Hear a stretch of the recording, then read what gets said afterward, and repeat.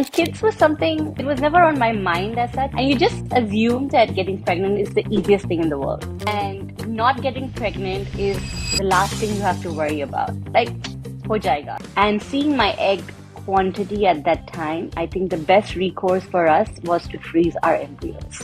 Because if we wanted more kids in the future, it could have gotten very hard. And we were prepared for that. I think Kaushik and I had a huge discussion. What if this doesn't work? What if we don't have kids? For women, somehow society has ingrained in us that conceiving kids is related to our identity. As much as it's hard for a woman, it's also very hard for the man. You need a lot of health and luck and a lot of factors in play to have a live birth.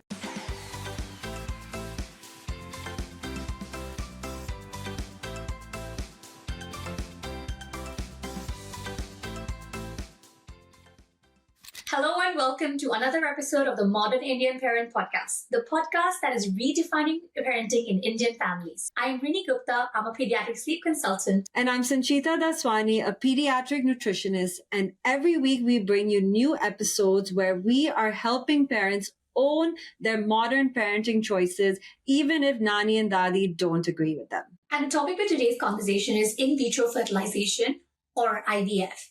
And we all know that IVF is a process that is used to help couples have babies if they're facing any kind of reproductive challenges. If you do a quick YouTube search of IVF, you're going to find tons and tons of medical videos and animated videos explaining to you what the technical process of the IVF is like. However, none of them will tell you what the actual experience of IVF is like. So we have a very special guest with us today who's going to walk you through what the whole IVF process was like for her and how she managed to have not one, but two babies with IVF. We have Nupur Singh here with us today. She's a mom of two beautiful children. She's a social media influencer, an entrepreneur. She has a social media marketing agency called Creative Media, as well as owns a bamboo luxury loungewear brand called Monday Chill. And we are so excited to have her here to share her journey with us, to give us a real insight on what the IVF process is like and how you can navigate it in the best possible way. So let's welcome Nupur. Welcome Nupur on board. Hi Nupur, how are you? Hi Rini, hi Sanchita. Doing well. It's midnight here. I need my coffee to get this going. Oh my, you really are a night owl, aren't you? I am actually. I get all my work done in the night once the kids are asleep, once my husband is asleep, who's also a kid. So, I can get everything done once everybody is, in their rooms. Yeah. Oh, amazing. And I just want to share with everybody, Nupur just had her second baby and she's so gorgeous. Nupur, can you tell us how it's been with the newborn all over again? You know what? I actually forgot how the newborn phase is completely. Like, it's just blurred. And I thought that I would know everything the second time around, but it's almost like you need a refresher when I realized how much I love the newborn phase, actually. Because my toddler, she's like a typhoon. So she's still the baby of the house. She still needs all the love and care. That's how it's going right now. Chaotic, but beautiful. I have twins and they're going to be 6 soon. So, I think for all of us, so much of it is such a blur. It's such a crazy It's almost experience. like your mind just forgets the hard parts and you only remember the good part, which is why The like, key should I have not the parts. baby? I think it's a survival mechanism. Like us forgetting all the 100%. hard parts and just remembering the cuddles and Totally. the smiles. But I think you're doing a 100%. fantastic job. There are always these moms, you want to look at them and you go like, you just want to hold them and like, how do you do it all? Like, I think you're definitely one of those moms that I just want to like.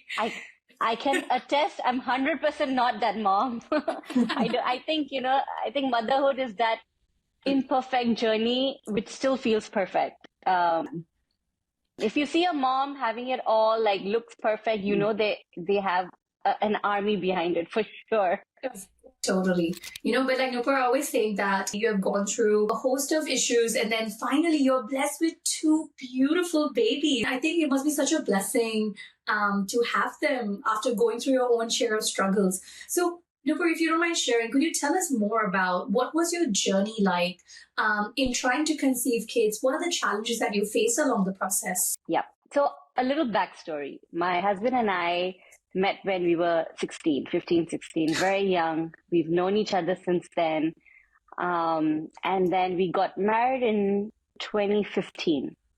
So we dated for that long, and once we kind of matured, we realized we love traveling, we love doing things together. And then you also have some amount of disposable income when you grow older. So, you try and take advantage of that and do a lot of traveling. And kids was something, it was never on my mind as such. I was trying to explore my career options. I was moving from banking to marketing, and kids was just not something on my mind. And you just assume that getting pregnant is the easiest thing in the world. And not getting pregnant is the last thing you have to worry about. Like, ho jayega, it'll happen. You have all your friends who are getting pregnant and who are going through the journey, and you think, it's a piece of cake. I'll do it when I'm ready, you know. And then as we grew older, I started realizing maybe it's time. I told my husband that I think we are ready to have kids, and we started planning. And it's supposed to be a fun process, but there are so many nuances to the whole conception process, the TTC journey, as we call it. It's so much planning. And somewhere down the line, I think 3 or 4 months down the line, I was like, wait, there has to be a more scientific process to this. It cannot be you just keep trying and waiting for luck to be, favorable to you. I'm sure there's something more to this. So, usually they say wait a year before you start to seek treatment and things like that. I do not like that. I do not like when, OBGYNs, gynecologists say wait for a year, because to me, it's almost like wasting time. Why not do all the checks beforehand? Why not see where you stand? And one of the biggest tests is to test your egg quality and quantity, which I think every woman should do in the late 20s at least, because they'll get a sense of where they stand. And it's not about whether you want to have kids or not. It's more about knowing your options. So 3 months down the line, I was like, we need to figure out if we are at a stage where our bodies are healthy, our goods are healthy, our eggs are healthy, whatever you call it. And so I went to our OBGYN, and she said, oh, you're too young. Why don't you try for a year? Don't worry about all of these things. I was like, this is not the way I want my journey to be. I need to know my numbers. I need to know where I stand. Do I have more time to take this leisurely? Like I can take my time to try for a baby, or do I have to start rushing? Because I was already in my 32, 33 at that time. And so we reached out to a reproductive clinic.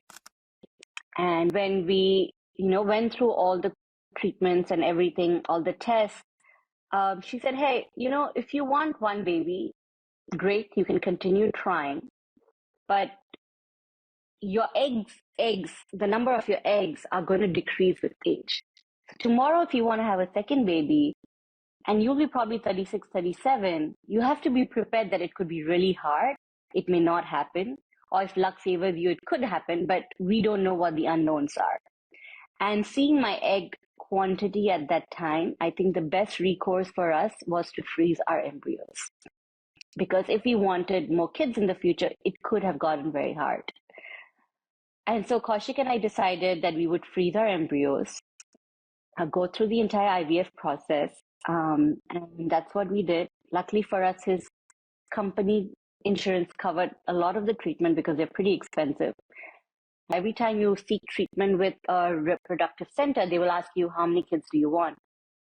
So they will ask you what your wish list is, but you have to be mentally prepared the moment you start your IVF journey that things could not go as planned. You may want 3 kids, 2 kids. You may just have 1 kid or no kid. I think they prepare you for all the outcomes that could potentially happen. And we were prepared for that. I think Kaushik and I had a huge discussion. What if this doesn't work? What if we don't have kids? And I think we had to be on the same page even before the journey started. And so we went through the process, and, luckily the treatment worked. We managed to get as many embryos as we wanted, potentially. And then we froze it. And in that process, we transferred 1 embryo, and we had Nishka. Thankfully, that stuck, and we had Nishka.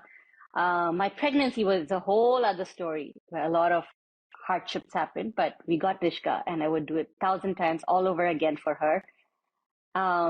And the IVF process, the way it works is that after you have a baby, you have to wait 18 months to even try for a second cycle or to have another baby. So I waited for 18 months, and we had this conversation with a doctor, and we went through all the tests again to make sure that my levels were still intact, and there was no outside intervention that would potentially be needed. Because it's not just about getting a certain number of eggs or embryos, it's also whether the embryo sticks. And that's a very hard part because you can't do much about it. It's a lot is whether your body wants to, accept the embryo or not. And so we had a second transfer. Luckily, that as well worked. And we had, 9 months later. So pretty much that's our story. That's so beautiful. Do you think that today more couples are struggling with conceiving naturally and with infertility?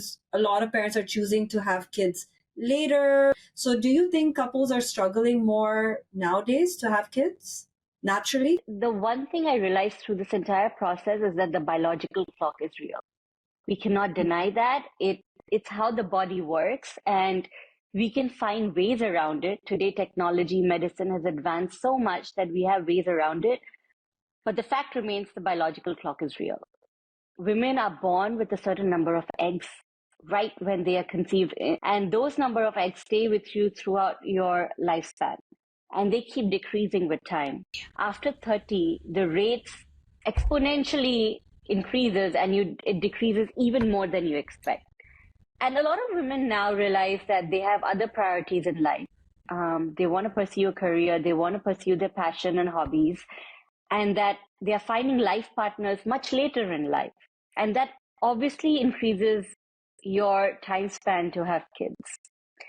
And when that happens, it becomes harder to have kids. So women are not getting married in the early 20s or mid-20s as it used to happen. They're getting married much later in life, having kids much later in life. So obviously that would increase chances of women seeking fertility treatments later in life. A lot of women have become very smart about it. They freeze their eggs beforehand, which I always think that if you're planning not to have kids early enough and you want to pursue a career, whether you decide to have kids or not, that's secondary. If you do want to kind of hedge and save yourself the trouble of tears of whether you want to have kids or not, just freeze your eggs. That's the easiest solution. If you have the financial ability for that and help for that. So I do think that more and more women are seeking treatments. I think when I did my IVF process, I did not know anybody, but I also realized is that people don't share it that openly. The moment I decided to share about my IVF, and that's a conversation Kaushik and I had, do I want to share it? He's like, if you want to share it, you'll be subject to a lot of judgments, criticism, some good, some bad. And I said, if I don't do it, I'll probably be doing injustice to my kids, because I think it's the most natural and beautiful thing that happened. It gave me my children. So there is no way I am ashamed of it, because it gave me my kids. Once I did decide to share it, then I had a lot of people opening up. It's just a matter of one person saying, hey, it's okay. It's okay if things are not going the way society deems normal in their. And I don't know any woman who's not had any issues with the reproductive parts, right? There's always some issue or the other. And the biggest problem I have is that we don't have enough knowledge or healthcare around it. Like, why not, when you grow up, people talk about the biological clock and, tell you your options and tell you that this is how women's body function. You learn in school about the reproductive organs, but that's it. That's all it is. And that class itself is very awkward with your teachers. Nothing happens beyond that. And I wish very early in life, my OBGYN would have told me, like, this is how it works. Get yourself tested, get your vitamin D checked, get your thyroid checked, because these are certain things which are very critical to how your egg quality and egg quantity, matter much later in life. Even if we have some of this information, like this whole biological clock thing, I feel, at least for me, I was told this a lot. They're like, oh, have your first kid before 30, have your first kid before 30. But one of the key things that you talked about is that getting it checked. Because when you get it checked, then you really know where you stand versus just assuming, like you said, we all assume it's going to be easy. Doesn't matter whether it's at 30 or 32, or maybe sometimes we think like, kehne ke liye keh rahe hain. It's okay. Even if it's a few years later, how does it matter? I am going to be just fine. But if you really get a check, and if whether, like you said, it's in your late 20s, then you will know, like, you have a very objective assessment that, like, okay, how long can I wait for? What are my options? What do I need to, how do I plan out the next 5 years? 100%. You'll know at what rate your eggs are decreasing, right? And then if you know you only have 2, 3 years, you'll probably think in a very different manner versus when you know that you have more time. Do say, okay, have kids before 30, but it feels like it's just one of the things, your elders just say, get married quickly, have kids quickly. You don't really take it seriously because you don't know the consequences. Absolutely. I think that's one of those learning points. But you know what? It is still difficult. When you're in your 30, right? There's a lot of times where you are almost like you're on this like uphill climb in your career. And it becomes a very difficult choice, especially for women, that do I pause this climb to have kids? Because that's going to happen, right? It's going to take your focus away from work. It's going to kind of slow down, if not stop your progress, but kind of slow down how you're progressing in your work. And then while you're still in that contemplation mode, like, is this the right time? Is it the right time? In that much contemplation, 3-4 years pass. You're very right. It's a decision women have to make because you like it or not, when they have kids, it does impact their career in a way. We have to take that break because the child is so biologically attached to the mother that even if she's going back to work, she's constantly thinking about her kids. So priorities just change and the number of things you have to manage just increases tenfold. And because of that, a lot of women are like, should I choose my career or should I choose family? I think society kind of needs to change in that sense where people support a woman who wants to probably have kids in a much more supportive way.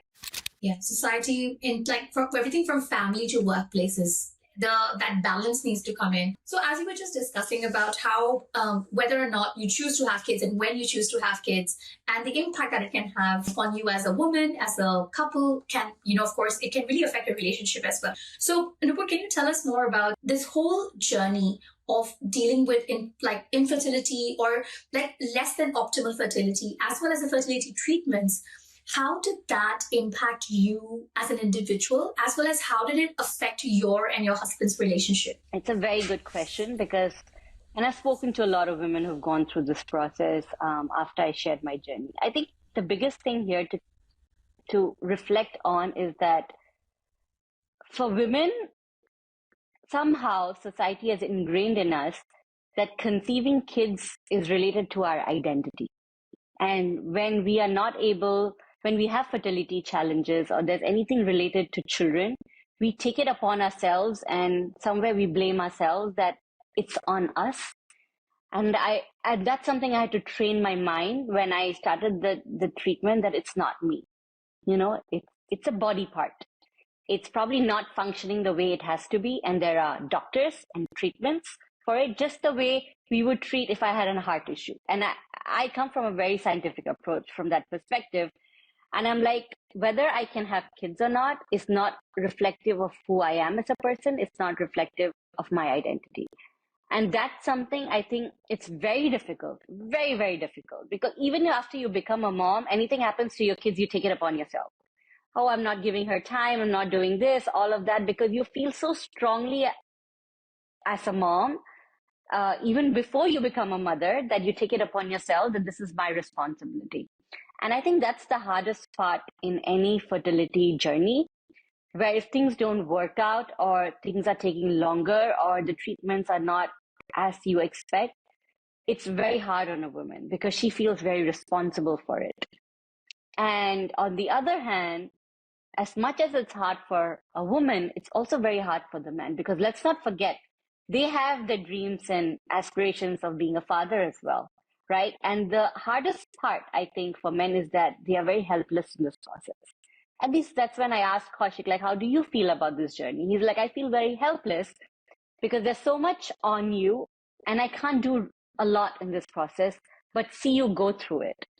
And I think it's very important to keep these two things in mind when you're trying to assess a relationship of a couple that's going through this process, because these two are the reasons that a lot of the friction happens. And so a couple of my friends who went through this journey, I told them the biggest thing you need to do is sit down with your spouse and have a conversation on how you want to go through this journey and what would you do if it doesn't work out. If you're prepared for the worst case scenario, you guys will be fine. But if you have a lot of hopes up, which I think everybody should be positive in the process, sometimes when you're not reflecting on the different outcomes that could happen, there's a difference between reality and expectation. And then you don't know how to deal with it unless you go for therapy or you speak to a counselor or you speak to someone who you're close to. It becomes very hard to articulate those emotions, even with your spouse, because they will never know what a woman goes through. They can know 90% of it, but there's always that 10% that you'll only know if you're going through that process. So those conversations are critical in the process. And Kaushik and I had those conversations, and we decided if we have kids, great. If we don't have kids, we'll probably save money and travel on a yacht and go traveling. So we are okay with both, but we will try our best. We will try till the last resort to see if this is possible for us or not. And if it doesn't work out, our relationship is not defined by kids. It's defined by the fact that we chose to be together. And it's easier said than done. Like, I'm making it sound as if, it's something everybody can do and everybody should do. But in reality, these conversations are hard, and it's harder when you actually have them. The advantage Kaushik and I had was that we met when we were 16. So we grew up together, and we've seen a lot of things together. So this was just one of the things in our life. We'd been together for more than 18, 19 years. So it was easier to do this, but I have a lot of friends who've had a lot of challenges and road bumps in this part.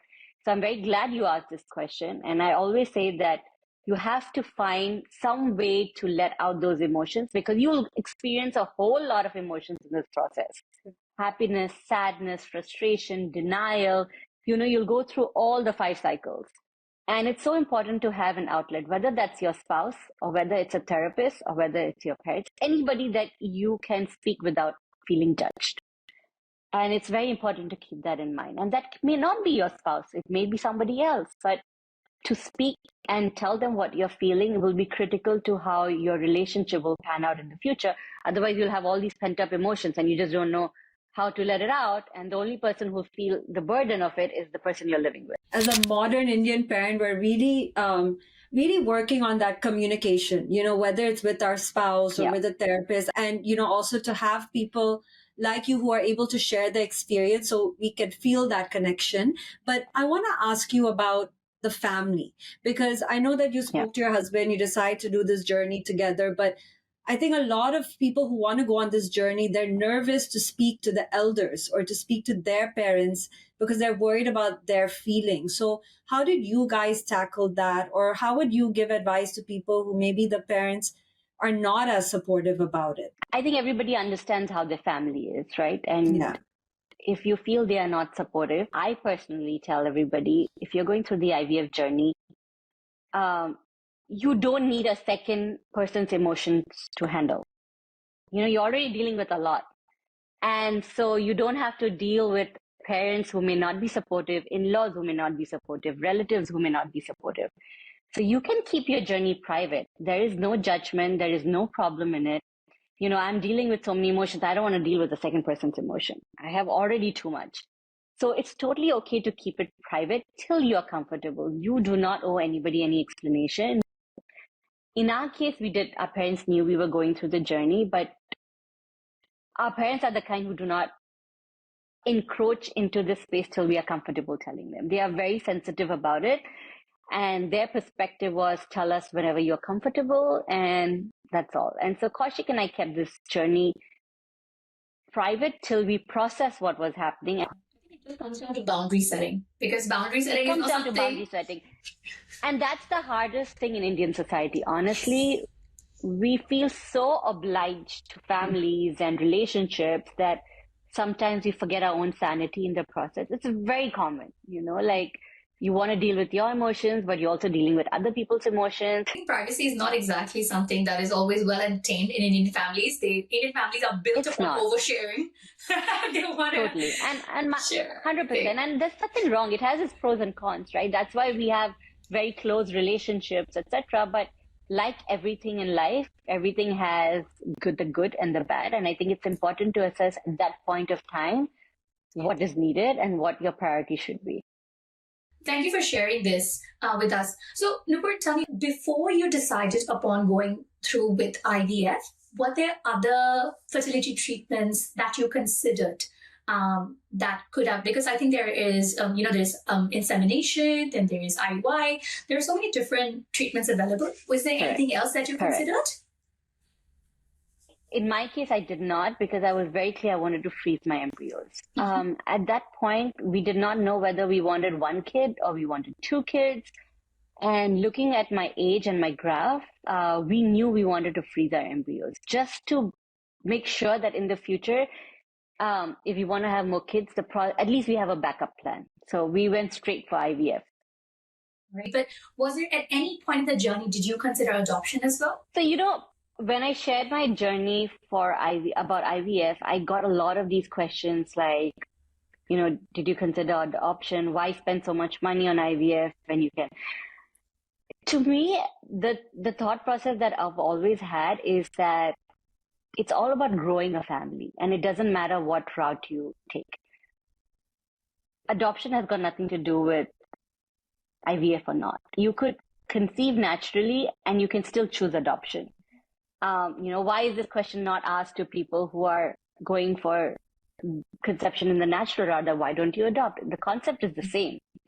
And I feel it's got nothing to do with that. So my thought in that is that every parent, every would-be parent, or every family has the right to choose how they want to have kids. And there's no right or wrong on that. Beautiful, yeah. And really, when you talk about your journey and in terms of IVF, so many of us don't really know the details of it. And could you tell us a little bit maybe about the process and how you felt and what you had to deal with and what a lot of parents have to deal with physically and emotionally, because it is a very taxing process on your body as well, right? It's very taxing. You are injected with so many hormones. So let me start here. The first process is actually consulting a reproductive endocrinologist, right? They're called REs. They specialize in this space, and you kind of speak to them. You choose your clinic. Now, even choosing clinics are important because you have to see what the success rate is, what kind of patients they specialize in, because different people have different challenges, and you want to see if that clinic is well versed in the kind of challenge you are facing. So research your clinic before you approach them. Once you're comfortable with that, you have a consultation with an RE. They do all your testing, both for the men and the women, and kind of assess where you stand. And even before you start the treatment, if they feel certain levels are not up to the mark, they will ask you to have medication or surgery, whatever need be. Like a lot of my friends, before they went for IVF, they realized they have endometriosis. So they want to make sure they don't have flaring endometriosis at the point of IVF, because then that kind of reduces your chances. So then they go through a surgery, or if you have a cyst or a fibroid. Because remember, the goal of every clinic is to increase the success rate. So they are personally invested in making sure you have a child. And so once your consultation is done and your treatment is done, your surgery is done, and if there are no issues at all, then your treatment starts. Now, the first part of the treatment is retrieving the eggs in your body. Now, naturally, what happens is every month, a woman's body releases a certain amount of eggs.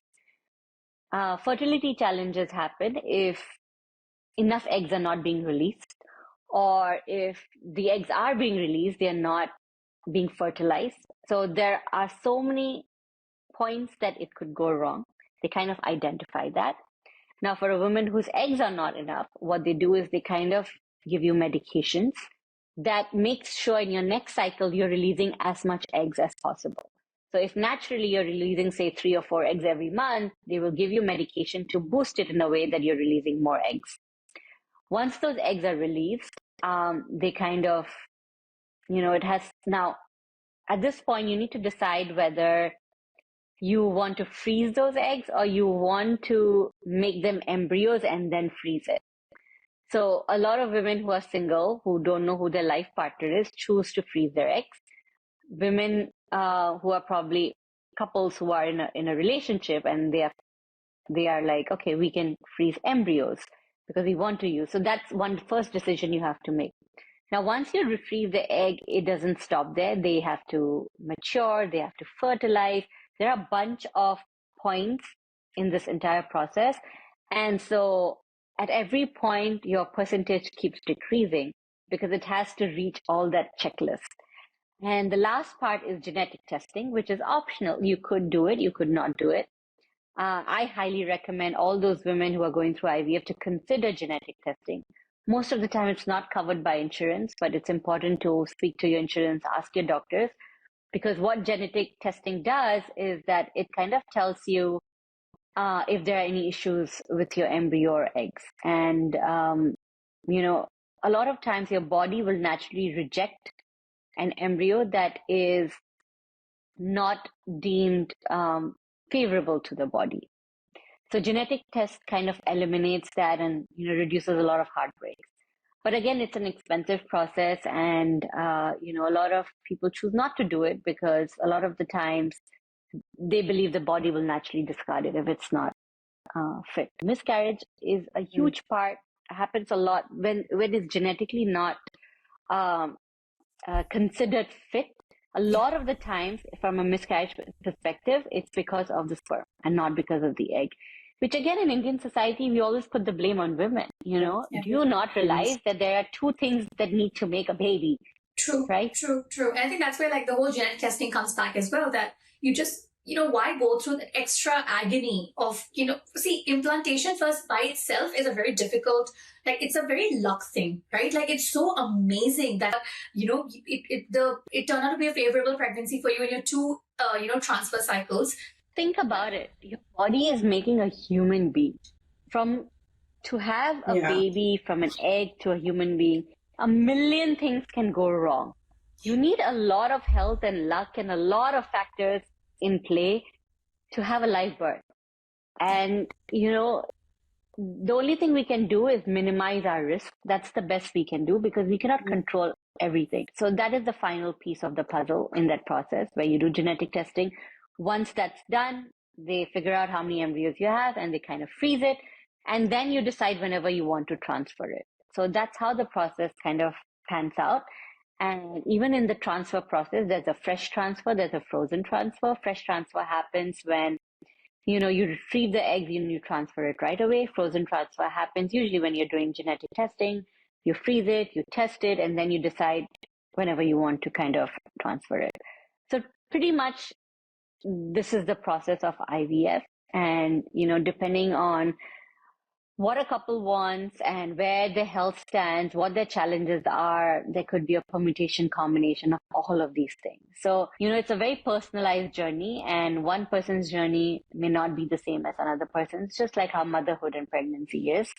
And so it's very important that you have the right team and the right doctor who have your back and who kind of understand what you're going through in this process. Because a lot of it is, yes, it's physical. It's tough because you're taking so many injections.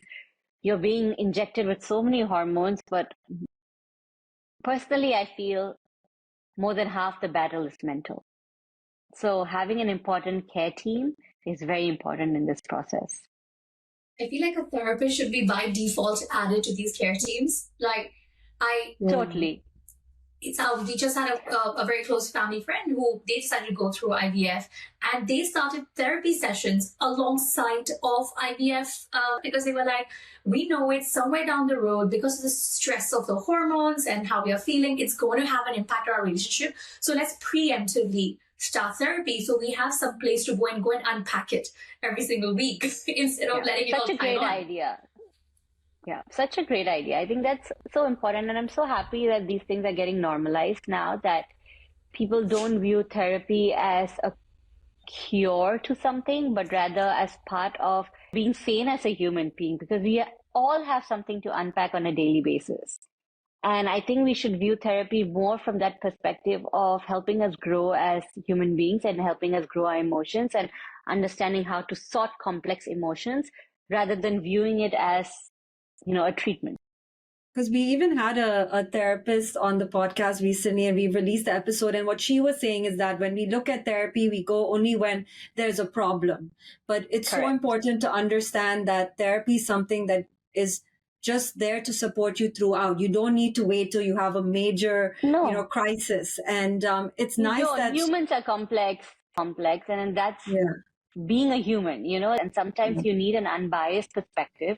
You need someone who is not tangled in biases to tell you, hey, this is reality, this is how you should approach it, and this is how you can solve it.